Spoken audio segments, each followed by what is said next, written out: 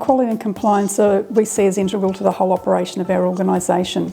Without the quality and compliance there, we wouldn't be able to do the things that we're doing. And so the best that we can do is to have our organisational fundamentals in place, and by our fundamentals I mean things like our constitution, which sets out the why we're here, why we're doing the things that we're doing, and what our organisation hopes to achieve in our community.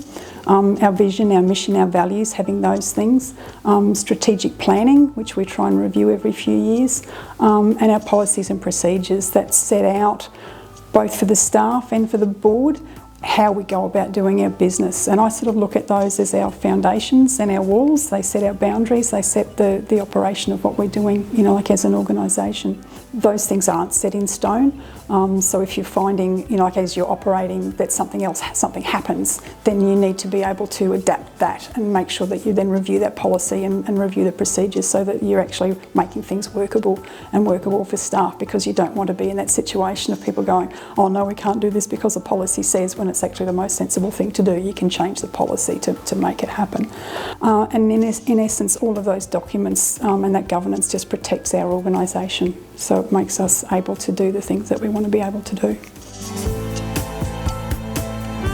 The thing that boards do need to know is that the audit process does take some time, but the process is fairly transparent in that the organisation doing the audit will let you know ahead of time what's needed. And if you've got, as I say, if you've got those fundamentals there, if you've already done your policy reviews and all of those sorts of things, then it's only a matter of having those things available.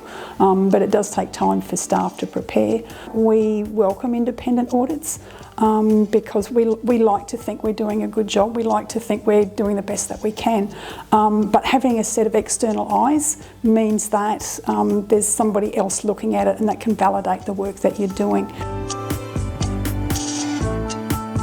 I think that the board actually has a lot of influence on the quality of the service delivered on the ground. It comes back to why people are on a board in the first place and why we're involved in the governance of the organisation. And for me, it's seeing a need in our community, which is why we're in existence as an organisation. We want the best possible service to support people in our community. It also means that we value the work that our staff do. We acknowledge for us that many of our staff work with clients who are in crisis. So we try and make sure that staff have access to the things and the supports that they need to enable them to do their jobs. And by having those things in place and by having all of those fundamentals and supports in place, that we like to think that staff actually want to come and work for us.